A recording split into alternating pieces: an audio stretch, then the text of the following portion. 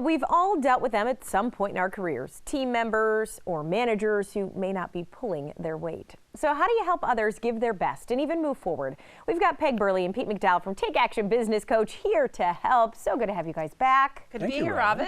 All right, so oftentimes let's talk about the people who recognize the struggle, right? It's usually a manager or maybe one of those team members who's a little bit better at everything than everyone else, right? The one that excels.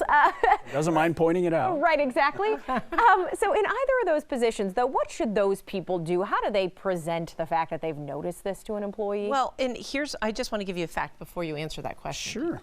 Is one of the reasons, there's like five to six different reasons why you lose good people. One of them is that you tolerate poor performance in others. Okay. So when you do have that employee, like you said, ringing the bell saying, wait, this isn't happening, you need to pay attention to it, because that is how we lose good people. And Pete and I do a lot of interviews with companies and employees. I would say it's the #1 reason you lose good people, because they get too frustrated. I was going to say, and it's funny that it's not the person who's struggling that quits and walks out and makes it easy for everybody else. It's the one that's good that notices that. It takes the initiative to go get a new job. Exactly. Right. So what do you do? I mean, do you just confront them? Or? Well, one of the big things is think about yourself as a leader, a manager, or owner of a company or a department. In charge of a department is, what am I as a leader doing to help this person? So what have I done to teach them? What have I done to coach them? What can I do myself to support them better?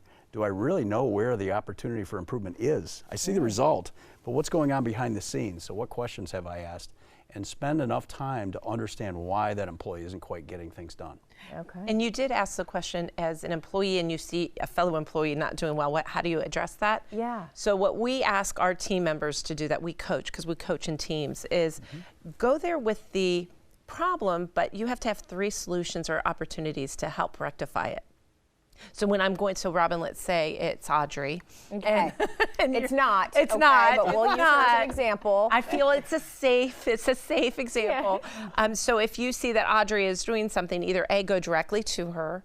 And tell her directly. We always say go direct first, and then have solutions. Hey, Audrey, I've noticed you're having trouble making coffee. Did you know that you could do this, this, and this? That a Keurig exists. Yes. This is a much exactly. Buy it on the way to work, right? Right. Now, and the other part of it is, and I think this underlies all of that, is to assume positive intent. To always assume that the other person, they're not doing just to mess with you or because they don't care. Right. They're not trying to struggle or be. Assume that they were never taught, or maybe they've found a way to do it that takes 2 extra steps, and they don't know how to do it more efficiently. We'll help.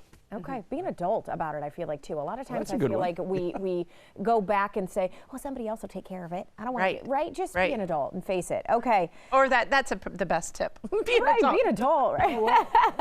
One of the things a lot of people struggle with is time management, and that could play into this, too. Is that kind of the same concept, though? I mean, do you just say, hey, you're not utilizing your time right when it comes to your job? A lot of that is about asking questions and finding out where is the opportunity. So how many hours should it take to get this job done? Well, it took me 4. Well, if you know that you could do it in 2, you got to ask a few more questions. Well, how much time did you spend analyzing? We have a client a few weeks ago that had an employee within a department that's a design department. He spent a lot of time researching something that really didn't need to be researched. So the manager has to give this person a little more direct coaching to observe them enough to be able to say, you know what, you've got enough information here, let's move on. You don't have to spend an extra hour. And I like what you said, Pete, is we make sure, we call them key performance indicators, make sure that each team member knows the metrics around what they're supposed to be doing. So they can, when they succeed, we can celebrate. Okay, so that they have a goal. We want to get a great job done. We also want to do it in a reasonable amount of time. Right. All right, bad work habits are a problem that a lot of employees can get into, I think, after a long time, too.